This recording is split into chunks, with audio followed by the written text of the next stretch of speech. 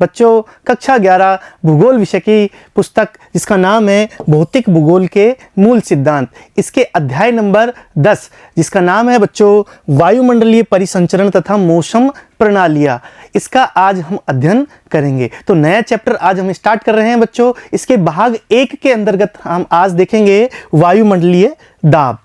बच्चों वायुमंडलीय जो दाब होता है वो किस प्रकार से होता है, उसका क्या प्रभाव पड़ता है और विस्तृत रूप से हम इससे किस प्रकार से प्रभावित होते हैं, यह आज के चैप्टर में हम देखेंगे। बच्चों वायुमंडलीय दाब जैसे ही हमारे दिमाग में ये बात आती है कि इससे पहले हम ये सोचते हैं कि आखिर दाब क्या होता है, दाब किस प्रकार से काम करता है और दाब का किस तरीके से प्रभाव पड़ता है। तो वायुमंडल बच्चों वायुमंडल में जितनी भी गैसें हैं, जलवाष्प है या जो भी यहाँ पर वायुमंडल में है, उसका यदि दाब पड़े, उसका दाब हो तो उसे क्या कहते हैं, वायुमंडलीय दाब कहते हैं। अलग अलग स्थानों पर या अलग अलग परिस्थितियों के अनुसार यह अलग अलग प्रकार से हो सकता है। साथ ही बच्चों यह भी देखना होगा हमें कि पृथ्वी की जैसे जैसे हम ऊंचाई पे जाते हैं तो वायुमंडलीय दाब में हमें अंतर महसूस होता है। साथ ही पृथ्वी के विभिन्न हिस्सों पर अर्थात अलग अलग क्षेत्रों पर वायुमंडलीय दाब भी अलग अलग प्रकार से होता है। वायु गर्म होने पर फैलती है, जैसे कि हम जानते हैं वायु गर्म होने पर फैलती है और ठंडी होने पर सिकुड़ती है। अब बच्चों हम जानते हैं कि वायु जब गर्म होती है तो फैलती है और ठंडी होने पर सिकुड़ती है। जब कोई चीज फैलेगी तो क्या होगा, वो दूर दूर हटेगी और जब सिकुड़ेगी तो वो बिल्कुल पास पास आ जाएगी। उसी प्रकार से जब वायुमंडल में वायु जब गर्म होती है बच्चों तो वो दूर दूर फैलती है, दूर दूर फैलने के कारण वो हल्की हो जाती है और वहां पर यह भी देखा जाता है कि वायुमंडल का दाब किस प्रकार से होगा। तो यहां पर सबसे पहली जो बात होगी वो यह है कि वायुमंडल के अंदर जो वायु है वो ताप से प्रभावित होती है और उसी पर ही क्या होता है कि वायुमंडलीय दाब निर्भर करता है। इससे वायुमंडलीय दाब में भिन्नता आती है। इसके परिणाम स्वरूप वायु गतिमान होकर अधिक दाब वाले क्षेत्रों से न्यून दाब वाले क्षेत्रों में प्रवाहित होती है। तो बच्चों यहां पर यह देखा कि वायु गर्म होने पर क्या फैलती है, साथ ही हल्की होने के कारण गर्म होने पर फैलती है और हल्की होती है। इस वजह से वायु ऊपर की ओर उठती है। जब वायु गर्म होती है, तापमान ज्यादा आता है तो हल्की होकर के ऊपर की ओर उठती है और जैसे ही वायु में तापमान बढ़ जाता है तो ठंडी होकर के नीचे की ओर बैठती है। ये बच्चों वायु का ऊपर उठना अर्थात वायु दाब का कम होना और वायु का नीचे बैठना अर्थात वायु दाब का बढ़ना। ठीक है, तो उच्च वायु दाब और निम्न वायु दाब का मतलब क्या हुआ, यहां मतलब यही हुआ यदि वायु दाब बच्चों उच्च है, यदि वायु दाब उच्च है तो तापमान कैसा होगा, तापमान कम होगा और वायु दाब यदि निम्न है तो तापमान कैसा होगा, तापमान उच्च होगा। तो यहां पर यूं भी कह सकते हैं कि तापमान इनवर्सली प्रोपोर्शनल टू दाब, वायु दाब। तो ज्यादा तापमान होने पर दाब कैसा होगा, दाब कम होगा और तापमान यदि कम है तो दाब कैसा होगा बच्चों, ज्यादा होगा। तो सीधे सीधे तौर पर हम इसको तापमान से प्रभावित मान सकते हैं। इसके अलावा भी जो दाब है बच्चों, वायुमंडलीय दाब है, वो दूसरे प्रकार की चीजों पर भी निर्भर होता है, लेकिन मुख्यतया जो वायुमंडलीय दाब है वो सीधे तौर पर तापमान से ही प्रभावित होता है। ठीक है, क्षैतिज गतिमान वायु ही पवन है। बच्चों क्षैतिज गतिमान इस तरीके से यदि पवन ऐसे यहां पर चित्र में भी देख रहे हैं कि चलती हुई पवन के कारण ही यहां जो वृक्ष है वो इस साइड इधर की तरफ झुके हुए हैं। अर्थात कहने का मतलब यह है बच्चों कि क्षैतिज रूप से यदि गतिमान कर रही है वायु तो उसे पवन कहते हैं।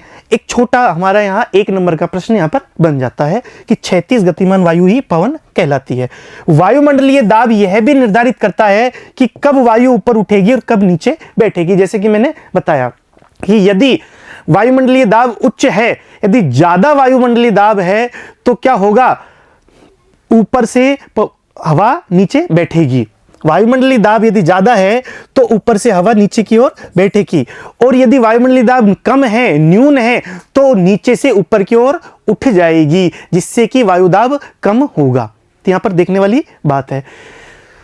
पवनें पृथ्वी पर तापमान व आर्द्रता का पुनर्वितरण करती है, जिससे पूरी पृथ्वी का तापमान स्थिर बना रहे। तो बच्चों यहां पर देखने वाली बात यह है कि जो पवनें हैं ये क्यों चलती है। आखिर हमारे दिमाग में प्रश्न आता है कि आखिर पवनें चलने का क्या कारण है, आखिर क्यों चलती है। और इसका सीधा सीधा जो कारण बताया जाता है वो दो प्रकार से है। एक तो तापमान का पुनर्वितरण और एक आर्द्रता का पुनर्वितरण। इसका मतलब क्या होता है बच्चों? इसका मतलब होता है कि तापमान हम जानते हैं पूरी पृथ्वी पर समान रूप से प्राप्त नहीं होता है। अलग अलग स्थानों पर उनकी अक्षांशीय स्थिति, समुद्र तल से उनकी ऊंचाई आदि विभिन्न जो कारक हैं वो तापमान को प्रभावित करते हैं। अर्थात पृथ्वी के अलग अलग हिस्सों में अलग अलग तापमान हमें प्राप्त होता है। तो जो ज्यादा तापमान मिल रहा है वहां से ताप का बढ़ना, उसी प्रकार से आर्द्रता कहीं पर ज्यादा है कहीं पर कम है, तो ज्यादा आर्द्रता से कम आर्द्रता की ओर अग्रसर होना, यह पुनर्वितरण होता है पूरी पृथ्वी पर, और इसी कारण से पवनें चलती है। यहां पर वायुमंडल में पवनें चलती है, और यदि मैं जलमंडल की बात करूं बच्चों तो वहां पर धाराएं चलती है। ठीक है, और वो धाराएं भी इसी प्रकार से पुनर्वितरण का काम करती है। जहां पर इनकी कमी होती है वहां आती है, कहां से लेकर के आती है? जहां अधिकता होती है। तो अधिकता से कम की ओर लाने का काम, जो पुनर्वितरण का काम है, वो पवनें करती है। और वो किस प्रकार से करती है इसको हम देख लेते हैं एक बार, कि इस चित्र के माध्यम से कि किस प्रकार से बच्चों यहां हमने पिछली क्लास में देखा था बच्चों कि किस प्रकार से ये जलाशयों, जो जल के जो क्षेत्र है वहां से वाष्पीकृत होकर के, वहां से जल वाष्प के रूप में जब ऊपर की ओर उठती है, हल्की होकर के जो ऊपर की ओर उठती है, तो वहां संघनन की प्रक्रिया होती है, बादलों का निर्माण होता है, और एक जगह से दूसरे जगह पर जब बादल स्थानांतरित होते हैं तो दूसरी जगह पर वहां पर प्रेसिपिटेशन अर्थात वर्षा कर देते हैं। तो यहां हमने देखा कि आर्द्रता का यहां से उठ करके जाना और दूसरी जगह पर चले जाना, क्योंकि यहां आर्द्रता अधिक होगी, यहां आर्द्रता कम होगी।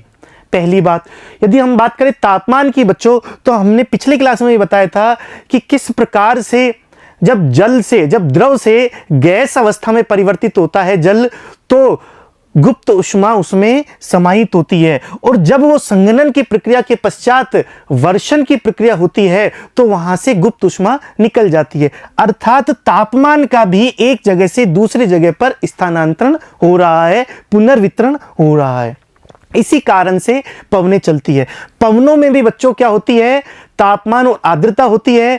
तो इस वजह से जहां पर तापमान की अधिकता है वहां से न्यून तापमान के स्थानों पर वो गमन करती है। ठीक है, अब ये करती कैसे हैं पवनें? ये दाब के आधार पर करती है। चूंकि बच्चों हम जानते हैं कि जहां पर तापमान ज्यादा होगा वहां दाब कैसा होगा? वहां दाब कम होगा, और जहां तापमान कम होगा वहां दाब ज्यादा होगा।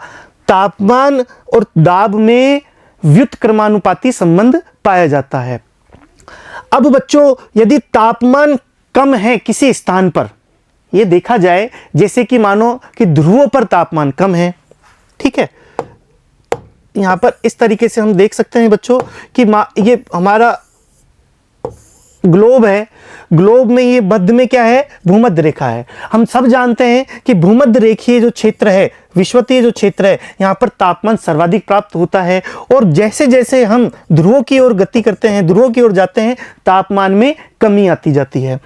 तो बच्चों यदि मैं बात करूं कि यहाँ पर तापमान ज्यादा है और यहाँ पर इन दोनों ध्रुवों पर तापमान धीरे धीरे कम होता हुआ जाता है, तो पवनें किस ओर चलेगी, पवनों का आखिर किस प्रकार से गतिमान होगी, वो यहां पर देखा जाएगा दाब पर। अब यहां तापमान अधिक है, यदि यहां पर मैं बात करूं टेम्परेचर अधिक है, तो दाब कैसा होगा? दाब होगा कम। यहां इस जगह पर दाब होगा कम, यहां पर न्यून दाब या लो प्रेशर का निर्माण होगा। ठीक है, यहां पर हमने एलपी लिख दिया। उसी प्रकार से बच्चों यहां ध्रुवों पर तापमान क्या है? तापमान है कम, तो दाब कैसा होगा? अधिक होगा। दाब अधिक होने के कारण यहां पर क्या होगा? हाई प्रेशर का निर्माण होगा, उच्च दाब का निर्माण होगा। हमने यहां पर HP लिख दिया। तो बच्चों उच्च दाब से निम्न दाब की ओर पवनें गति करेंगी, उच्च दाब से निम्न दाब की ओर पवनें चलेगी। ठीक है, सिंपल सी बात है। हालांकि इसके बाद हम और आगे देखेंगे कि सीधा सीधा इतना अच्छा सीधा तरीके से फॉर्मूला नहीं होता है, इसके बीच में और भी चीजें होती है। लेकिन सिंपल यदि मैं बात करूं तो सीधे तौर पर इसी तरीके से व्यवस्था बनेगी कि जहां पर तापमान अधिक होगा वहां दाब कम होगा, और जहां पर तापमान कम होगा वहां दाब अधिक होगा। और वायु जो पवने हैं, जो बच्चों पवने हैं, वो उच्च दाब से निम्न दाब की ओर गति करती है, जैसे कि हमने अभी देखा था। तो जहां दाब उच्च है, जहां प्रेशर हाई है, वहां से पवने चलेगी। किधर की ओर चलेगी बच्चों? जहां प्रेशर कम है, जहां दाब कम है, उस तरफ वो पवनों का गति हम देख सकते हैं। तो यहां सीधे सीधे तौर पर हम इसको देख सकते हैं। ठीक है बच्चों, ऊपर उठती हुई आर्द्र वायु का तापमान कम होता है और बादल बनते हैं और वर्षा होती है। यह हमने पिछली क्लासेस में देखे थे कि किस प्रकार से ऊपर उठती हुई जो आर्द्र वायु है, जो यहाँ तापमान अधिक है, लेकिन जैसे जैसे ऊपर उठेगी तापमान कम होगा। क्यों होगा तापमान? हम जानते हैं कि सामान्य जो ह्रास दर है वो कितनी होती है? 1000 मीटर पर लगभग 6.5 डिग्री जो टेम्परेचर है वो कम हो जाता है। यदि हम धरातल से बच्चों समुद्र तल से 1000 मीटर ऊपर चले गए, ठीक है, तो 6.5 डिग्री जो टेम्परेचर है वो कम हो जाता है। इसे सामान्य ह्रास दर कहते हैं, जैसे कि हमने पिछले चैप्टर्स में भी इसको पढ़ा था। तो उसी कारण से यदि हम समुद्र तल से ऊंचाई की तरफ जाते हैं तो तापमान में कमी आती है। तापमान में कमी आती है तो क्या होता है? संघनन की प्रक्रिया होती है, जैसे कि हमने पढ़ा था। और संघनन की प्रक्रिया के पश्चात वर्षा होती है। यह क्या है? आर्द्रता और तापमान का स्थानांतरण भी यहां पर होता है, और इसी तरीके से पवनें भी इसमें सहयोग करती है। अब है वायुमंडलीय दाब। आखिर वायुमंडलीय दाब क्या होता है? हमारा शरीर भी वायु दाब से प्रभावित होता है। जैसे जैसे हम ऊंचाई पर चढ़ते जाते हैं वायु विरल होती जाती है और सांस लेने में कठिनाई होती है। सांस लेने में कठिनाई होती है क्योंकि दाब कम होता जाता है। जैसे जैसे हम धरातल से बच्चों ऊपर की ओर जाते हैं वायु दाब कम होता जाता है। इसका कारण भी हम आगे देखेंगे, लेकिन सिंपल सी बात हमें समझ लेना है कि धरातल से ऊंचाई की ओर जाने पर दाब कम होता जाएगा। क्यों होता जाएगा? क्यों होता जाएगा बच्चों? इस वजह से होता जाएगा क्योंकि पूरी जो वायुमंडल के अंदर जितनी भी वायु है, चाहे उसमें गैस है, धूल के कण है, या जितनी भी उसमें चीजें हैं, उन सबका समुचित जो दाब है वो वास्तविक रूप से धरातल पर पड़ता है। जैसे जैसे हम ऊंचाई पे जाते जाते हैं वैसे वैसे उसके आयतन में कमी होती जाती है, वायु के आयतन में कमी होती जाती है, और आयतन में कमी होने के कारण वायु दाब में भी कमी होती जाती है।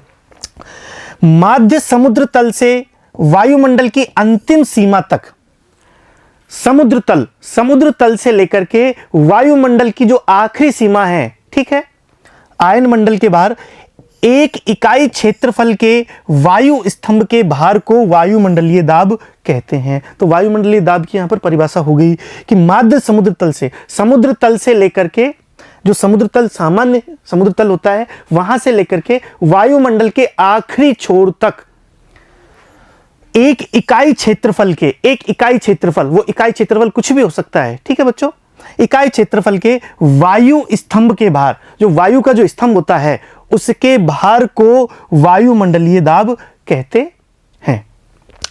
अब इसकी इकाई कौन सी होती है? इकाइयां बच्चों वैसे बहुत सारी होती है, लेकिन मुख्यतः इसकी जो इकाई है वो मिली बार होती है, और सामान्य रूप से हम इसको मिली बार में ही मेजर करते हैं, मिली बार में ही मापते हैं कि किस जगह पर कितना वायुदाब है, इसे मिली बार से ही पता चलेगा। ठीक है बच्चों, 1 मिलीबार 1 वर्ग सेंटीमीटर पर 1 ग्राम बल के बराबर होता है। तो सिंपल सी बात है, 1 वर्ग सेंटीमीटर यदि कोई क्षेत्रफल है उस पर यदि 1 ग्राम बल लग रहा है, 1 वर्ग सेंटीमीटर पर 1 ग्राम यदि बल लग रहा है तो वो क्या होगा? 1 मिलीबार होगा। सिंपल सी परिभाषा है, ठीक है। तो हमने मिलीबार को यहां पर देखा। अब इसकी खोज सर्वप्रथम किसने की थी? क्यूरिक ने की थी, जो कि 1651 में इन्होंने इसकी खोज की थी।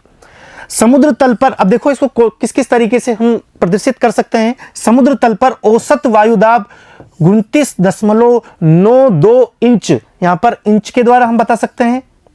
7601 मिलीमीटर प्रति 76 सेंटीमीटर पारे के समतुल्य, क्योंकि 76 सेंटीमीटर का जो पारा है बच्चों, 76 सेंटीमीटर की लंबाई पर यदि पारा हो उस पर 7601 मिलीमीटर, या फिर 1013.25 मिलीबार, या फिर 14.7 पाउंड प्रति वर्ग इंच, या 1.34 ग्राम प्रति वर्ग सेंटीमीटर में माप सकते हैं।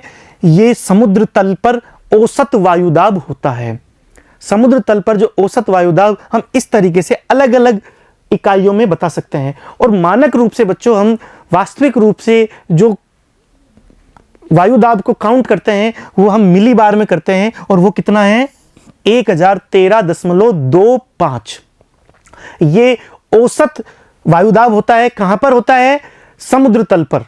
ठीक है बच्चों, तो समुद्र तल पर औसत जो वायुदाब है वो 1013.25 मिलीबार होता है। ये हमें याद कर लेना है। ये क्वेश्चन आते हैं बच्चों इस प्रकार से कि समुद्र तल पर औसत वायुदाब कितना होता है, तो हमें आंसर लिखना है 1013.25 मिलीबार। गुरुत्वाकर्षण के कारण धरातल के निकट वायु सघन होती है और इसी के कारण वायुदाब अधिक होता है। गुरुत्वाकर्षण के प्रभाव के कारण बच्चों नीचे वायु सघन होती है, जहां धरातल के समीप जो होती है, और यही कारण है कि सर्वाधिक जो वायुदाब है वो धरातल पर होता है। और जैसे जैसे हम ऊंचाई पर जाते जाते हैं, गुरुत्वाकर्षण में कमी, साथ ही वायुमंडल के जो आयतन है उसमें कमी होने के कारण जो वायुदाब है वो भी कम होता हुआ चला जाएगा। वायुदाब को मापने के लिए पारद वायुदाब मापी अथवा निर्द्रव बैरोमीटर का प्रयोग किया जाता है। हम चित्र में इसको देख सकते हैं कि यदि प्रश्न आ जाए कि वायुदाब को मापने के कौन से उपकरण हैं, तो हम बता सकते हैं कि पारद वायुदाब मापी या फिर निर्द्रव बैरोमीटर। ये दो प्रकार के जो उपकरण हैं वो वायुदाब को मेजर कर सकते हैं। वायुदाब ऊंचाई के साथ साथ घटता है, जैसे कि मैंने बताया। ऊंचाई पर वायुदाब भिन्न स्थानों पर भिन्न भिन्न होता है और यह विभिन्नता ही वायु में गति का मुख्य कारण है, अर्थात पवनें उच्च वायुदाब क्षेत्रों से कम वायुदाब क्षेत्रों की तरफ चलती है और अलग अलग स्थानों पर। तो बच्चों यह देखने को मिला, हमें क्या देखने को मिला कि वायुदाब जो है वो क्षैतिज भी इसमें परिवर्तन आता है, साथ ही इसमें ऊर्ध्वाधर यहां पर भी परिवर्तन आता है। लंबवत रूप से भी और क्षैतिज रूप से भी दोनों तरफ से वायुदाब में अंतर देखा जाता है। और वायुदाब में जो अंतर होता है, दोनों तरफ से वायुदाब में अंतर होने के कारण वायु एक स्थान से दूसरे स्थान पर चलती है। क्षैतिज रूप से एक स्थान से दूसरे स्थान पर वायुदाब में अंतर होने के कारण पवनें गति करती है। लेकिन बच्चों लंबवत रूप से अर्थात ऊंचाई के साथ में भी वायुदाब में अंतर होता है। तो फिर आपका प्रश्न होगा, तो क्या ऊंचाई के साथ में भी पवनें चलती है, वायु चलती है? बिल्कुल सही प्रश्न पूछ रहे हो बच्चों आप। लेकिन इसमें यहां पर एक बात और है कि यहां पर गुरुत्वाकर्षण का भी प्रभाव होता है। पृथ्वी पर गुरुत्वाकर्षण का प्रभाव होता है, इस वजह से जो लंबवत जो वायु है वो लगभग नहीं चलती है। तो फिर किस प्रकार की वायु चलती है? केवल क्षैतिज वायु चलती है। और वो क्यों चलती है? वायुदाब में अंतर होने के कारण। यहां पर ये देख सकते हैं चित्र के द्वारा बच्चों कि हम किस तरीके से ऊंचाई बढ़ने के साथ में, जैसे जैसे हम ऊपर की ओर जाते हैं, ऊंचाई बढ़ने के साथ में वायुदाब में किस प्रकार से कमी आती जाती है।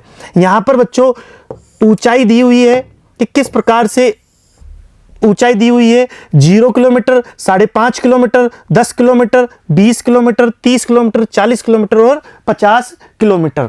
ठीक है बच्चों, साथ ही इसके नीचे एक्स अक्ष में यहां पर दिया हुआ है जो प्रेशर है, जो वायु दाब को दर्शाता है। तो यहां पर 100, 300, 500, 700 और 900 यहां पर वायु दाब के रूप में हमें दिया हुआ है कि 900 मिलीबार तक है।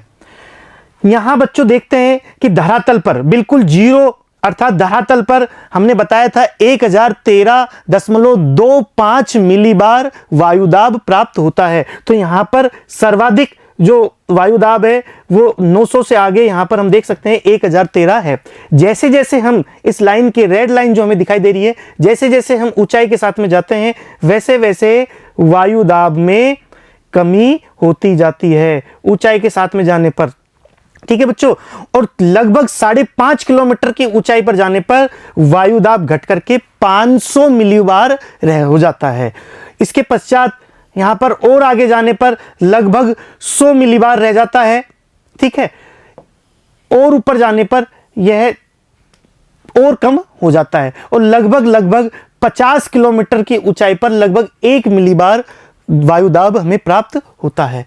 तो पूरी तरीके से हम इस चित्र में देख सकते हैं कि किस प्रकार से, यहां पर माउंट एवरेस्ट भी दिया हुआ है, कि किस प्रकार से बच्चों ऊंचाई बढ़ने पर वायुदाब में कमी आती है। और यह परत जो बच्चों हम जानते हैं वायुमंडल में विभिन्न परतें होती है, परतों पर भी डिपेंड करेगा कि किस प्रकार से घटने की जो दर है वो भी यहां पर हम देखेंगे कि किस प्रकार से घट रहा है। यहां पर तेज गति से घट रहा है। ठीक है बच्चों, इसके पश्चात देखते हैं हम कि वायुदाब में ऊर्ध्वाधर भिन्नता, वायुदाब में ऊर्ध्वाधर भिन्नता किस प्रकार से पाई जाती है।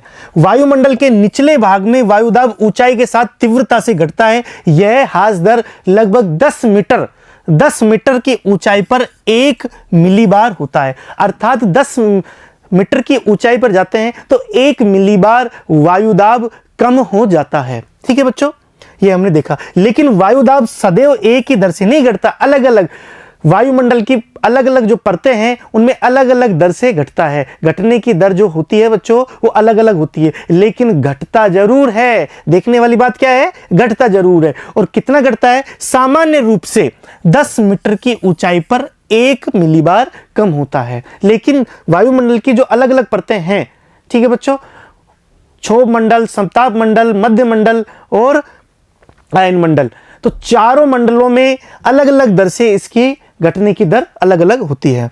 यहां पर हम देख सकते हैं कि समुद्र तल पर बच्चों वायुदाब कितना मिलेगा, 1013.25 मिलीबार मिलेगा।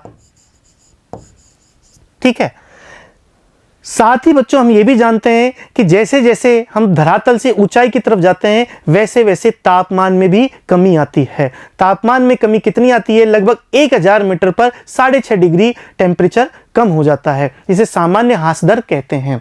ठीक है बच्चों, तो यहां पर हमने देखा कि इसका औसत जो तापमान है, वैसे हम समुद्र तल पर औसत तापमान लगभग 15 डिग्री मानते हैं, 15.2 डिग्री यहां पर हुआ है।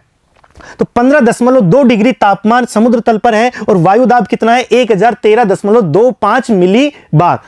ऊंचाई बढ़ाई हमने, 1 किलोमीटर ऊंचाई पे गए तो वायुदाब घट करके 898.76 मिली बार हो जाता है। साथ ही तापमान भी घट करके बच्चों 8.7 डिग्री सेंटीग्रेड हो जाता है। ठीक है, उसी तरीके से 5 किलोमीटर में यदि हम ऊंचाई पे गए तो वायुदाब घट करके 540.48 मिलीबार और तापमान बच्चों यहां पर तापमान घट करके माइनस में चला जाएगा और 17.3 माइनस में तापमान हमें प्राप्त होगा, माइनस में 17.3 डिग्री सेल्सियस।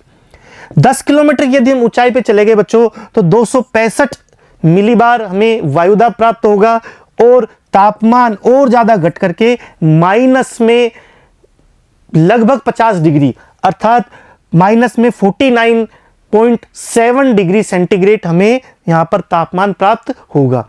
तो कहने का मतलब यह है बच्चों कि जैसे जैसे हम ऊंचाई पर जाते जाते हैं, समुद्र तल से ऊंचाई पर जाते हैं, वैसे वैसे वायुदाब और तापमान दोनों में कमी होती जाती है। यही कारण है बच्चों, आप सोच रहे होंगे कि जो पहाड़ होते हैं उन पहाड़ी क्षेत्रों में बहुत ऊंचाई पर हमारी जो सांसें हैं वह कैसे फूलने लगती है, साथ ही हमें ठंड क्यों लगती है, वहां पर बर्फ क्यों जमी हुई रहती है हमेशा। तो इसका कारण भी यही है कि समुद्र तल से, मानक समुद्र तल से जैसे जैसे हम ऊंचाई पे जाते हैं, उन पहाड़ों में जिसकी ऊंचाई किसी की 2000 मीटर होती है, किसी की 3000 मीटर होती है, किसी की 7000 मीटर होती है, तो इतनी ऊंचाई पर, इतनी हाइट पर वायुदाब कैसा होगा, कम होगा, और कम वायुदाब होने के कारण हमारी सांसें फूलने लगती है। ठीक है बच्चों, वायुदाब कम होने के कारण। साथ ही यहां पर ये देखने को मिलता है कि तापमान भी वहां पर कम होता है, और तापमान कम होने के कारण वहां पर सर्दियां ज्यादा पड़ती है। जैसे कि हम जानते हैं हिल स्टेशन है, हिल स्टेशन पे लोग बाग गर्मियों में घूमने के लिए जाते हैं क्योंकि वहां ठंड ज्यादा पड़ती है। ठंड क्यों पड़ती है? क्योंकि ऊंचाई के साथ में तापमान में कमी देखी जाती है। हिमालय की जो विभिन्न चोटियां हैं, ये हिमालय के जो क्षेत्र हैं, वहां पर पर्यटन का जो बढ़ावा दिया गया है बच्चों, उसका कारण भी यही है कि वहां पर तापमान कम पाया जाता है, और तापमान कम मिलता है तो लोग बाग भ्रमण करने के लिए वहां पर जाते हैं। ठीक है, वहां पर बर्फ के साथ में खेलते हैं, ग्लाइडिंग करते हैं, विभिन्न प्रकार की जो क्रीड़ाओं का कार्य वहां पर किया जाता है, घूमने का एक कार्य वहां पर अच्छे तरीके से करते हैं। तो ऊंचाई के बढ़ने के साथ में हमने क्या देखा बच्चों? ऊंचाई बढ़ने के साथ में वायुदाब और तापमान दोनों में कमी देखी जाती है। ठीक है, ऊर्ध्वाधर दाब प्रवणता क्षैतिज दाब प्रवणता की अपेक्षा अधिक होती है। मैंने अभी बताया था बच्चों कि क्षैतिज दाब प्रवणता, दाब प्रवणता क्या होती है? वायु दाब में अंतर, जो वायु दाब जो है बच्चों, उसमें अंतर होना वो एक बल का कार्य करेगा जिसे दाब प्रवणता बल कहते हैं। वायु दाब में अंतर होने के कारण जो पवनें एक स्थान से दूसरे स्थान पर उच्च वायुदाब से निम्न वायुदाब की ओर गति करेगी, तो उसे क्या कहेंगे? किस बल के कारण करेंगे? दाब प्रवणता बल के कारण। तो जो दाब प्रवणता है, माना कि बच्चों यहां पर 1040 मिलीबार दाब है, वायुदाब है इस स्थान पर, और इस स्थान पर जो है बच्चों वो है 990 मिलीबार। अब यहां पर दाब कौन सी जगह पे ज्यादा है? दाब यहां पर ज्यादा होगा और यहां पर न्यून होगा। ठीक है, यहां पर दाब कैसा होगा? न्यून होगा। ठीक है, अब दाब अधिक यहां पर है, इस वजह से पवनों की दिशा भी इस साइड होगी, इधर की तरफ होगी। ठीक है बच्चों, यहां पर दाब कैसा है? न्यून है। यहां पर दाब कैसा है? उच्च है। पवनों की दिशा इस तरफ होगी, उच्च दाब से निम्न दाब की ओर पवनें गति करेगी। तो बच्चों यहां पर हमने देखा कि दाब प्रवणता जो है वो क्षैतिज है, क्षैतिज दाब प्रवणता है। ठीक है, इस तरीके से। लेकिन मैंने बताया था कि यदि लंबवत दाब प्रवणता की बात करें, हम धरातल से ऊंचाई के साथ में यदि लंबवत दाब प्रवणता की बात करें, तो दाब प्रवणता अर्थात दाबों में जो अंतर है वो ऊंचाई के साथ लंबवत भी होता है और एक स्थान से दूसरे स्थान पर क्षैतिज भी होता है। दोनों तरीकों से दाब प्रवणता देखी जाती है, क्योंकि दाबों में अंतर तो दोनों जगह पर है, क्षैतिज स्तर में भी है एक स्थल से दूसरे स्तर पर, लेकिन लंबवत भी है। तो दोनों स्थलों पर यदि दाबों में अंतर है तो दाब प्रवणता मिलेगी। लेकिन बच्चों हमें यह देखना होगा कि दाब प्रवणता जो क्षैतिज है वो हमें महसूस होती है, हमें पता चलता है, लेकिन लंबवत जो दाब प्रवणता है उसका हमें पता नहीं चलता। हालांकि लंबवत जो दाब प्रवणता है बच्चों वो ज्यादा होती है। यही ये कहना चाह रहा है कि ऊर्ध्वाधर दाब प्रवणता या लंबवत जो दाब प्रवणता है वो क्षैतिज दाब प्रवणता की अपेक्षा अधिक होती है। लेकिन इसके विपरीत दिशा में कार्यरत बच्चों, इसके विपरीत दिशा में कार्यरत गुरुत्वाकर्षण बल यह संतुलित कर देता है। जो गुरुत्वाकर्षण बल है, क्योंकि लंबवत रूप से गुरुत्वाकर्षण बल लगता है और गुरुत्वाकर्षण बल जो होता है बच्चों यह ऊर्ध्वाधर दाब प्रवणता को संतुलित कर देता है। अतः ऊर्ध्वाधर पवनें अधिक शक्तिशाली नहीं होती है। ये क्षैतिज दाब प्रवणता हमने देखी, लेकिन बच्चों ऊंचाई के साथ में ये कोई स्थान है, ऊंचाई के साथ में भी तो यहां दाब में कमी आ रही है। यहां सर्वाधिक दाब है, जैसे जैसे हम ऊंचाई की ओर जाएंगे दाब कम होता जाएगा। यदि दाबों में अंतर है तो दाब प्रवणता होगी, और दाब प्रवणता होगी तो ये जो पवनें हैं वो ऊर्ध्वाधर चलनी चाहिए। ठीक है, चलनी चाहिए, क्योंकि दाबों में अंतर है, दाब प्रवणता होगी, लेकिन शक्तिशाली नहीं होती, अधिकांशतः नहीं चलती। क्यों नहीं चलती? क्योंकि इन दाबों में अंतर होने के कारण दाब प्रवणता तो उत्पन्न हो जाती है, लेकिन साथ ही साथ में यहां पर क्या है बच्चों? गुरुत्वाकर्षण बल है। गुरुत्वाकर्षण जो बल है वो इसको अपनी ओर खींचे रखता है। इस वजह से यहां पर दाब प्रवणता संतुलित हो जाती है। ठीक है, यहां पर कम दाब से यदि उच्च दाब से निम्न दाब की ओर पवनें चले, इस तरीके से चले, इसी तरीके से चलेगी। यहां पर उच्च दाब है, यहां पर निम्न दाब है, लेकिन गुरुत्वाकर्षण बल के कारण ये अमूमन तौर पर ज्यादा शक्तिशाली नहीं होती है। यहां पर ये देखने वाली बात है। ठीक है बच्चों, तो यहां हम ये देख सकते हैं कि उच्च वायुदाब और यहां पर धीरे धीरे 1032, 1029, 1028, 1026, 1020 धीरे धीरे धीरे धीरे इनमें वायुदाब में कमी आती जाती है। और वायुदाब में कमी आने के कारण जो पवनें चलेगी वो उच्च वायुदाब से निम्न वायुदाब की ओर गति करेगी। ठीक है बच्चों, इसके बाद देखते हैं वायुदाब का क्षैतिज वितरण। लंबवत हमने देखा कि किस प्रकार से लंबवत दाब प्रवणता तो होती है लेकिन वो ज्यादा शक्तिशाली नहीं होती। लेकिन बच्चों यहां पर क्षैतिज जो वितरण होता है, जो क्षैतिज वितरण होता है बच्चों इस तरीके से, उसमें यहां पर कार्य ज्यादा होता है। वो मैंने अभी बताया उदाहरण के द्वारा कि यहां पर यदि उच्च वायुदाब है, यहां पर उच्च वायुदाब है और यहां पर निम्न वायुदाब है, तो पवनें इस ओर चलेगी। उच्च वायुदाब से निम्न वायुदाब की ओर पवनों की गति होगी। पवनों की दिशा व वेग के संदर्भ में वायुदाब में अल्प अंतर भी अत्यधिक महत्वपूर्ण है। थोड़ा सा यदि अंतर भी आ जाए तो वो महत्वपूर्ण है, वो पवनों को गति देने के लिए ज्यादा इंपॉर्टेंट होता है। वायुदाब के क्षैतिज वितरण का अध्ययन समान अंतराल पर खींची गई समदाब रेखाओं द्वारा किया जाता है। जो समदाब रेखाएं हैं अर्थात समान दाब की जो रेखाएं हैं उनको अंकित कर लिया जाता है और उनके आधार पर ही उनका अध्ययन किया जाता है। समदाब रेखाएं वे रेखाएं हैं जो समुद्र तल से एक समान वायुदाब वाले स्थानों को मिलाती है। समुद्र तल से एक समान स्थान जो वायुदाब है उन स्थानों को मिलाती है। यहां पर हमने पिछले चित्र में भी देख सकते हैं कि ये विभिन्न प्रकार की रेखाएं हैं। यहां पर 1032 मिलीबार की रेखा है और इसके बाद ये 1029 की है, इसके बाद ये 1028 की है, ये 1026 की है, ये 1020 मिलीबार की समदाब रेखाएं हैं। अर्थात समदाब रेखाएं हमें यहां पर इस प्रकार से प्राप्त होती है। दाब पर ऊंचाई के प्रभाव को दूर करने, लेकिन बच्चों यहां पर देखने वाली बात यह है कि दाब पर ऊंचाई का प्रभाव भी होता है, तो फिर हम किस प्रकार से अध्ययन करेंगे उसका यहां पर हमने किस प्रकार से तोड़ निकाला है कि प्रभाव को दूर करने और तुलनात्मक बनाने के लिए वायुदाब मापने के बाद इसे समुद्र तल के स्तर पर घटा लिया जाता है। समुद्र तल पर वायुदाब वितरण मौसम मानचित्रों में दिखाया जाता है। अब जैसे कि बच्चों हमने ये देखा कि समुद्र तल पर 1013.25 मिलीबार वायुदाब है। यदि समुद्र तल पर इतना वायुदाब है और कहीं पर ऊंचाई पर किसी स्थल खंड में यदि माना कि 1040 वायुदाब है, ठीक है, तो वो दाब क्यों हुआ, उसका क्या कारण है, या फिर यूं कह सकते हैं कि 990 वहां का वायुदाब है मिलीबार में। तो यदि समुद्र तल से कम है या ज्यादा है, समुद्र तल से किसी स्थान का वायुदाब कम है या ज्यादा है, तो उसके कारणों पर यदि हम जाएं तो एक मुख्य कारण क्या आएगा कि उस क्षेत्र की ऊंचाई समुद्र तल से कितनी है। यदि इस बात को भी देखें तो दूसरे फैक्टर भी यहां पर काम करेंगे। यह तो फैक्टर काम करेगा ही कि उसकी ऊंचाई कितनी है, लेकिन इसके अलावा जो दूसरे फैक्टर हैं वो भी काम करेंगे।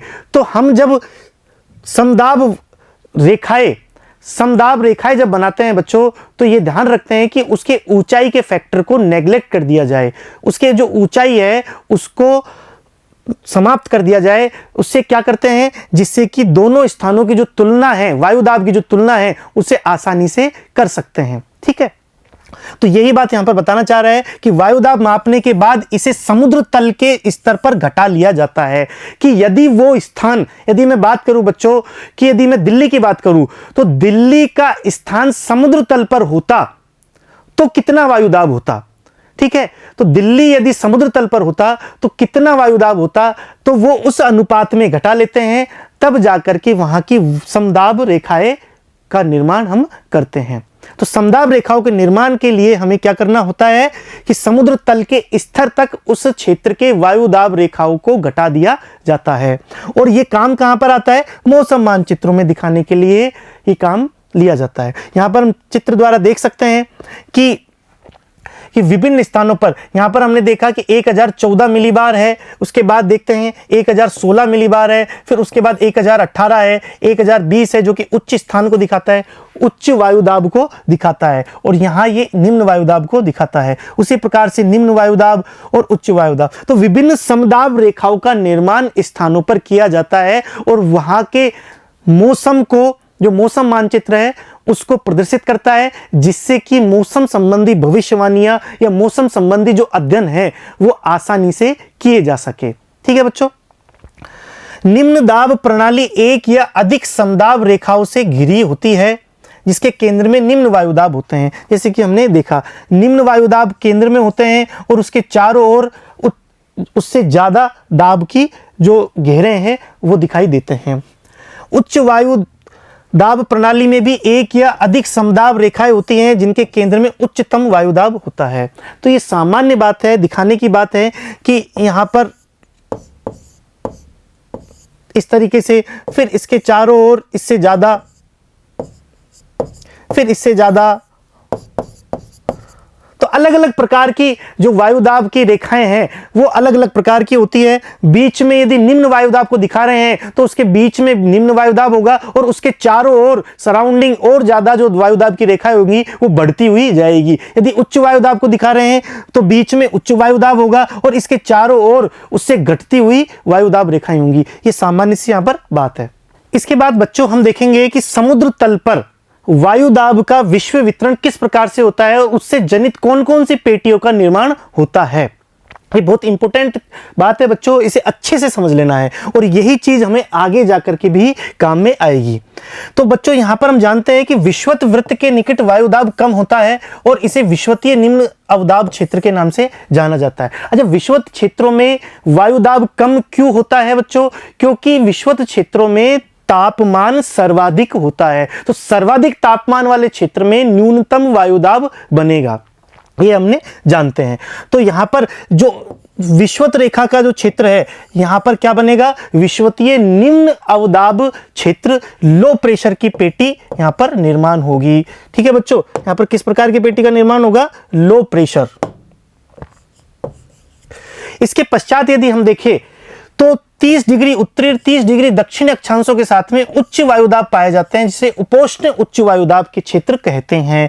यहां सब ट्रॉपिकल हाई प्रेशर बेल्ट इस जगह पर निर्मित होगी। 30 डिग्री उत्तरी और 30 डिग्री दक्षिणी, 30 डिग्री उत्तरी यहां पर, 30 डिग्री नॉर्थ और 30 डिग्री साउथ, यह दोनों पर किस प्रकार की पेटी बनेगी? उच्च वायुदाब की। ठीक है बच्चों, और इसका नाम होगा उपोष्ण उच्च वायुदाब की पेटी या क्षेत्र। पुनः ध्रुव की तरफ 60 डिग्री उत्तरी व 60 डिग्री दक्षिणी अक्षांशों पर निम्न वायुदाब की पेटी बनेगी, जिसे अधो ध्रुवीय या उपध्रुवीय निम्न दाब की पेटियां, सब पोलर लो प्रेशर बेल्ट यहां पर निर्माण होगा। 60 डिग्री उत्तरी और 60 डिग्री दक्षिणी। ठीक है बच्चों, यहां पर कैसा होगा? लो प्रेशर निम्न दाब, उपध्रुवीय निम्न दाब की पेटियों का निर्माण यहां पर होगा। और उसके पश्चात बच्चों यहां दक्षिणी ध्रुव और उत्तरी ध्रुव, ये नॉर्थ पोल और ये साउथ पोल, इन स्थानों पर कैसा वायुदाब होगा? बिल्कुल सही, तापमान कम होने की वजह से यहां वायुदाब उच्च प्रकार का होगा, उच्च HP, हाई प्रेशर। इस प्रकार से बच्चों यहां पर विभिन्न पेटियों का निर्माण हुआ और इन पेटियों के निर्माण से बच्चों यहां पर देखने वाली बात है कि इन विभिन्न पेटियों के निर्माण से ही पवनें चलती है, जिसमें सनातनी जो पवनें हैं, जो चिर स्थायी चलती है, हमेशा चलती आ रही है, उन पवनों का निर्माण भी इन दाब पेटियों से ही होगा। ये देखने वाली बात है। अब किस तरीके से होगा इसे हम इसके द्वारा समझ सकते हैं। बच्चों ये विषुवत रेखा है, ठीक है, इसे 0 डिग्री या विषुवत रेखा का नाम दिया हमने। यहां पर 30 डिग्री और यहां पर हमने 60 डिग्री, 30 डिग्री और यहां पर 60 डिग्री। इसी प्रकार से यहां पर 30 डिग्री और यहां पर 60 डिग्री, ये उत्तरी गोलार्ध इसके उत्तर में और यहां पर दक्षिणी गोलार्ध। यह इस तरीके से हमने ग्लोब को इस तरीके से बांट दिया। यह हम सब जानते हैं बच्चों कि सर्वाधिक जो तापमान पृथ्वी पर कहां होता है, कहां पर प्राप्त होता है? इस विषुवत रेखा, जिसे हम भूमध्य रेखा या 0 डिग्री अक्षांश रेखा भी कहते हैं, तो सर्वाधिक तापमान हमें इस क्षेत्र में प्राप्त होता है। ठीक है, और न्यूनतम तापमान हमें इन दोनों ध्रुवों पर, दक्षिणी ध्रुव और उत्तरी ध्रुव, दोनों स्थानों पर प्राप्त होता है। तो बच्चों यहां पर दो स्थिति होगी। माना कि पृथ्वी कैसी है? स्थायी है, घूर्णन नहीं कर रही है, अर्थात पृथ्वी में कोई बहुत ज्यादा तब्दीली नहीं हो रहा है। तो क्या होगा?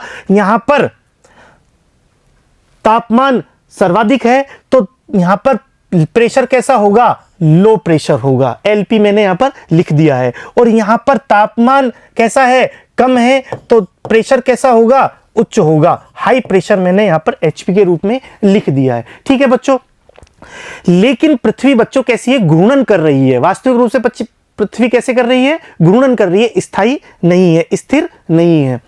तो घूर्णन करती हुई पृथ्वी के साथ में क्या होती है कि यहां से जब तापमान उच्च होगा, अच्छे से समझ लेना है बच्चों, यहां भूमध्य रेखा पर तापमान यदि उच्च होगा तो दाब कैसा होगा? निम्न होगा। निम्न दाब होने के कारण नीचे से हवाएं ऊपर की ओर उठेगी, नीचे से हवाएं ऊपर की ओर उठेगी, और ऊपर की ओर उठने के कारण दाब कैसा होगा? निम्न होगा। ठीक है, दाब यहां पर निम्न होगा, और यहां से पवनें ऊपर की ओर गई। ठीक है, क्योंकि बच्चों गर्म होकर के, हवा गर्म होती है तो हल्की होकर के ऊपर की ओर उठती है, हम सब जानते हैं, और ऊपर की ओर उठी तो दाब कम होगा। दाब कम होने के साथ में जो ऊपर की ओर पवनें उठी वो किस ओर जाएगी? वो जाएगी ध्रुवों की तरफ। दोनों पवनें, यहां से पवनें उठी और ध्रुवों की तरफ गई, ध्रुवों की तरफ गई। क्यों गई? क्योंकि यहां पर दाब कैसा है?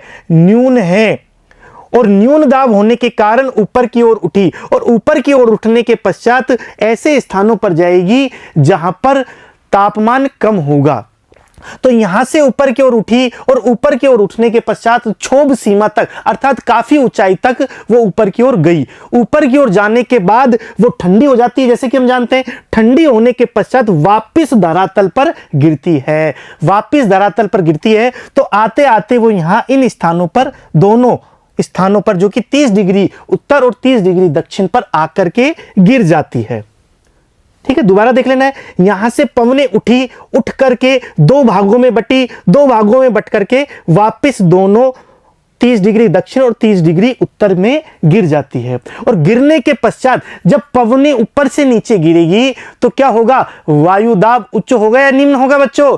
उच्च होगा। उच्च होने के कारण यहां पर हाई प्रेशर, एचपी हमने लिख दिया, हाई प्रेशर बनता है। ठीक है, हाई प्रेशर यहां पर बनता है। उसी प्रकार से यहां पर बच्चों कैसा बना? उच्च प्रेशर बना, हाई प्रेशर बना। और हाई प्रेशर बनने के पश्चात इसी प्रकार से यहां पर भी हाई प्रेशर बना, उच्च प्रेशर बना। तो उच्च प्रेशर बना, उच्च प्रेशर बनने के कारण क्या होते हैं? ऊपर से नीचे दाब पड़ रहा है। किसका दाब पड़ रहा है? वायुमंडल का दाब पड़ रहा है। दाब यदि दाब पड़ेगा तो पवनें वहां से कैसी होगी? वितरित हो जाएगी। ठीक है, प्रति चक्रवातीय अवस्थाओं के रूप में वो वहां पर वितरित हो जाएगी। ठीक है बच्चों, अब यहां पर यदि पवनें वितरित हुई, ठीक है, तो गमन करेगी। इसी प्रकार से यहां पर यदि पवनें वितरित हुई तो वो गमन करेगी। गमन करते हुए धरातल पर वो इस ओर चलेगी। ठीक है, वो इस ओर चलेगी। इसी प्रकार से वो धरातल पर यहां इस ओर चलेगी। ठीक है बच्चों, इस ओर चलेगी। साथ में यहां पर जो पवनें, बच्चों भूमध्य रेखा पर जो पवनें थी, यहां से ऊपर की ओर उठी, उठ करके वो यहां की ओर गई, इन दोनों क्षेत्रों पर गई। दोनों क्षेत्रों पर जाने के पश्चात वो इस ओर गमन करेगी। उसी प्रकार से यहां पर गई तो यहां पर जाने के पश्चात ये इस ओर गमन करेगी। तो इस तरीके से धरातल पर इस तरीके से पवनों का संचलन होगा। लेकिन धरातल से जो ऊपर की ओर क्षोभ सीमा पर या ऊंचाई पर विभिन्न प्रकार की इसके विपरीत अवस्थाएं प्राप्त होगी। दोबारा से देख लेना है इसको कि यहां पर 0 डिग्री पर भूमध्य रेखा पर पवनें ऊपर की ओर उठी, ऊपर की ओर उठने के पश्चात क्षोभ सीमा पर आकर के वो दो टुकड़ों में बट गई। ठंडी होने के कारण दो टुकड़ों में बट करके वो इन स्थानों पर गिर गई। इन स्थानों पर गिरने के पश्चात यहाँ पर गिरी, यहाँ पर गिरने के पश्चात वो वापस धरातल पर विपरीत दिशाओं में गमन कर गई, विपरीत दिशाओं में, ये इधर की साइड, ये इधर की साइड, ठीक है। और जब इधर की साइड गई तो यहां से जो उच्च दबाव वाली जो ध्रुवीय पवनें आई, ध्रुवीय पवनों के साथ में मिलकर के ऊपर की ओर उठ गई, और ऊपर की ओर जब उठी तो यहां पर बन गया लो प्रेशर। इसी प्रकार से यहां से जो पवनें गिरी वो ऊपर से आने वाली पवनें वो ऊपर की ओर उठ गई, क्षोभ सीमा तक गई, और यहां पर बना लो प्रेशर। इस तरीके से पवनों का संचार और वायुदाब की पेटियों का निर्माण होता है। अब यहां पर बच्चों विभिन्न वायुदाब की जो पेटियां बनी उनका हमने नामकरण कर दिया। यहां पर विषुवत रेखीय निम्न दाब पेटी, यहां पर हमने ध्रुवीय उच्च दाब पेटी, यहां पर उपध्रुवीय निम्न दाब पेटी, यहां पर उपोष्ण उच्च दाब पेटी, और इसी प्रकार से यहां पर दक्षिणी जो गोलार्ध है उसमें भी इसी प्रकार से यहां पर नाम दिया गया। तो विभिन्न ध्रुवीय और उपध्रुवीय, उपोष्ण और विषुवत रेखीय जो पेटियों का निर्माण हुआ है वो इस वजह से हुआ है। लेकिन साथ ही में बच्चों यहां पर यह भी देखने वाली बात है कि इन पेटियों के साथ ही पवनों का भी संचलन होता है उच्च दाब से निम्न दाब की ओर। यहां पर दाब कैसा है? उच्च है। उच्च दाब होने के कारण यहां पर पवनें निम्न दाब की ओर आती है, इस क्षेत्र में आती है, और यहां पर इसी तरीके से यहां पर उच्च दाब होने के कारण पवनें वितरित हो जाती है, आधी पवनें इधर की साइड चल जाती है, आधी इधर की साइड चल जाती है, और इधर की साइड चलने के पश्चात दोनों का वापस से मिलन होता है। मिलन होने के पश्चात हमने वाताग्र में भी ये चीज देखी थी, ठीक है, दोनों का मिलन होता है, और मिलन होने के पश्चात वो ऊपर की ओर उठ जाती है। वो ऊपर की ओर उठने के पश्चात क्षोभ सीमा तक जाती है। क्षोभ सीमा पर जाने के बाद ठंडी होती है, और ठंडी होकर के वापस से यहां पर गिरती है और यहां पर गिरती है, ठीक है बच्चों। क्षोभ सीमा पर आने के बाद वापस से वो उच्च दाब यहां पर गिरती है और यहां पर गिरती है। इस प्रकार से एक साइकिल इस प्रकार से चल जाता है, एक चक्र चलता है। इसको दोबारा कुछ देख लेना है। यहां से ऊपर की ओर उठी, ऊपर की ओर उठने के पश्चात वापस ये यहां पर गिर गई, फिर यहां से धरातल पर पवनें चली और फिर ऊपर की ओर उठी, फिर इस तरीके से गिरती जाती है और ऊपर की ओर उठती जाती है। इस प्रकार से चक्र जो साइकिल है वो चलता जाता है। इसी प्रकार से यहां पर भी धरातल पर बच्चों, धरातल पर ये पवनें इधर की साइड चली, ये पवनें इधर की ओर चली और ये इस साइड चली, ठीक है। तो दोनों टकराई, टकराने के पश्चात ऊपर की ओर उठी, ऊपर की ओर उठने के पश्चात ध्रुवीय जो क्षोभ सीमा है, क्षोभ सीमा पर ठंडी होकर के वापस गिर जाती है, और गिरती कहां पर है? यहां इस क्षेत्र में और इस क्षेत्र में, और यहां उच्च दाब का निर्माण करती है। और फिर यहां पर आने के पश्चात वो टुकड़ों में बढ़ जाती है, दो टुकड़ों में, एक इधर की साइड चला जाता है और एक इधर की साइड चला जाता है, और फिर वापस से यहां पर इस तरीके से पेटियों का निर्माण और पवनों का जो गति है वो देखी जाती है। इन पवनों की जो गति है वो उनको भी नाम दिया गया है। यहां पर जो ये दोनों हैं, इन दोनों का नाम दिया है व्यापारिक पवन। व्यापारिक पवन, ट्रेड विंड्स किसे कहते हैं, ठीक है। और इनका नाम दिया है पछुआ पवन,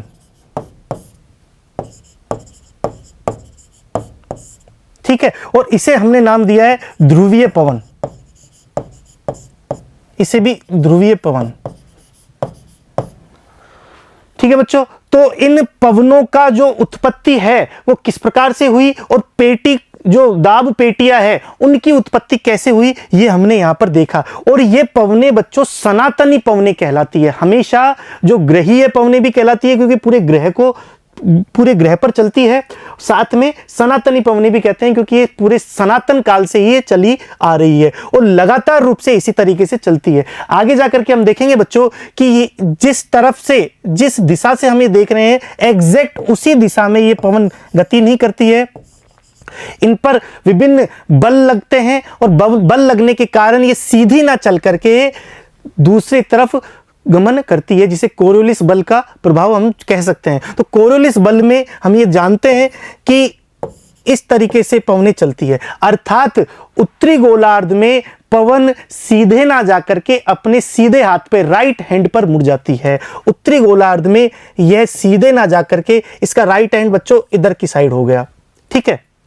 वहीं दक्षिणी गोलार्ध में जो पवनें सीधे ना जाकर के अपने लेफ्ट हैंड पर मुड़ जाती है, इस तरफ ना जाकर के, सीधे ना जाकर के इस तरफ मुड़ जाती है लेफ्ट हैंड पर, और ये सीधे ना जाकर के राइट हैंड पर मुड़ जाती है। उत्तरी गोलार्ध में राइट हैंड पर और दक्षिणी गोलार्ध में लेफ्ट हैंड की तरफ मुड़ जाती है। तो यहां पर ये देखने वाली बात है कि ये पवनें सीधी नहीं चलती बल्कि टेढ़ी चलती है, और टेढ़ी किस ओर चलती है, यहां पर इस दिशा में चलती है। इसे हमने कहा बच्चों व्यापारिक पवनें। इसी प्रकार से दक्षिणी गोलार्ध में भी इन पवनों की दिशा इस प्रकार से होती है, इसे भी हमने व्यापारिक पवनें कहा। अब ये जिस दिशा से आती है बच्चों, पवनों का जो नाम दिया जाता है वो उस आधार पर दिया जाता है कि किस दिशा से आ रही है। तो दिशा हम जानते हैं उत्तर पूर्व, ये कहां से आ रही है, उत्तर पूर्व, तो इसे क्या नाम दिया, उत्तर पूर्वी व्यापारिक पवनें। और ये कहां से आ रही है, दक्षिण पूर्व, तो इसे क्या नाम दिया, दक्षिण पूर्वी व्यापारिक पवनें। ठीक है, उसी प्रकार से यह जो पछुआ पवनें हैं, यहां पर हम जानते हैं कि उत्तरी गोलार्ध में सीधे ना जाकर के अपने सीधे हाथ पर मुड़ जाती है, अपने राइट हैंड पर मुड़ जाती है। तो ये सीधे जा रही थी, सीधे ना जाकर के राइट हैंड की तरफ मुड़ जाती है, तो राइट हैंड इस तरफ मुड़ गई। इसी प्रकार से दक्षिणी गोलार्ध में लेफ्ट हैंड की तरफ मुड़ जाती है, तो इसका लेफ्ट हैंड बच्चों इधर की साइड, ठीक है, तो ये इस तरफ मुड़ जाती है। उसी प्रकार से यदि हम ध्रुवीय पवनों की बात करें तो ध्रुवीय पवनें अपने राइट हैंड पर मुड़ जाती है, और ये दक्षिणी गोलार्ध में लेफ्ट हैंड की तरफ मुड़ जाती है, ठीक है, बाएं हाथ की तरफ मुड़ जाती है। तो टोटली यदि हम बात करें तो व्यापारिक पवनें जो हुई, व्यापारिक पवनें किस कारण से निर्मित हुई, विषुवतीय जो निम्न दाब है उसकी वजह से, साथ ही उपोष्ण उच्च दाब है, इन दोनों निम्न और उच्च दाबों की वजह से व्यापारिक पवनों का निर्माण हुआ। इनकी दिशा उत्तर पूर्वी और दक्षिण पूर्वी होने के कारण हमने इसे उत्तर पूर्वी व्यापारिक पवनें और दक्षिण पूर्वी व्यापारिक पवनों का नाम दिया। उसी तरीके से जो पछुआ पवनें हैं बच्चों, पछुआ पवनों का जो नामकरण हमने दिया वो दक्षिण पश्चिम, यहाँ क्योंकि ये दक्षिण पश्चिम से आ रही है, साथ ही ये उत्तर पश्चिम से आ रही है, इसे उत्तर पश्चिम व्यापारिक पवनें का नाम दिया। और ये बच्चों बहुत ज्यादा तीव्र गति से पश्चिम की ओर आती हुई दिखाई देती है, बहुत ज्यादा कोरोलिस बल यहां पर कार्य करता है। कोरोलिस बल क्या होता है बच्चों, हम इस बारे में देख लेते हैं, आगे जाकर के देखेंगे कि कोरियोलिस जो बल है वो पृथ्वी की घूर्णन करने के कारण एक विशेष प्रकार का बल होता है।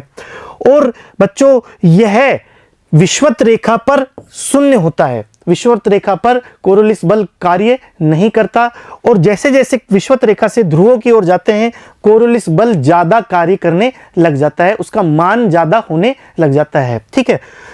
तो विषुवत रेखा से जैसे जैसे हम ध्रुवों की तरफ जाते हैं कोरियोलिस बल ज्यादा लगता रह जाता है, और कोरियोलिस बल ज्यादा लगने के कारण यहां पर आते आते इनमें और ज्यादा टर्न या मुड़ाव होता जाता है। इस वजह से ये पछुआ पवनें बिल्कुल पश्चिम से आती हुई हमें दिखती है, ठीक है। तो इस तरीके से पवनों का निर्माण और वायुदाब की पेटियां आपस में अंतर संबंधित होती है, ठीक है बच्चों। ध्रुवों के निकट वायुदाब अधिक होता है और इसे ध्रुवीय उच्च दाब पट्टी कहते हैं। ये वायुदाब पट्टियां स्थायी नहीं है, लेकिन बच्चों यहां पर एक देखने वाली बात है कि जो वायुदाब की जो पट्टियां है वो स्थायी नहीं है। सूर्य के उत्तरायण या दक्षिणायन होने पर, सूर्य के उत्तरायण या दक्षिणायन होने पर इन पट्टियों में विस्थापन देखे जाते हैं। जैसे कि सूर्य यदि उत्तरायण हुआ तो पट्टियां उत्तर की ओर सरक जाती है, खिसक जाती है, और उसी तरीके से यदि दक्षिणायन हुआ तो ये सारी पट्टियां दक्षिण की ओर खिसक जाती है, विस्थापित हो जाती है। सूर्य किरणों के विस्थापन के साथ ये पट्टियां विस्थापित होती रहती है। उत्तरी गोलार्ध में शीत ऋतु में पट्टियां दक्षिण की ओर तथा ग्रीष्म ऋतु में ये उत्तर दिशा की ओर खिसक जाती है। तो उत्तरी गोलार्ध में शीत ऋतु में पट्टियां दक्षिण की ओर। तो यहां पर इस तरीके से हमने यहां पर ये देखा कि विभिन्न प्रकार के जो पट्टी है, विभिन्न प्रकार के दाब है, और उनसे निर्मित जो पवनें हैं वो किस प्रकार से होती है, ठीक है। अब हम विश्व के मानचित्र में देखेंगे बच्चों कि किस प्रकार से वायुदाब प्राप्त होते हैं।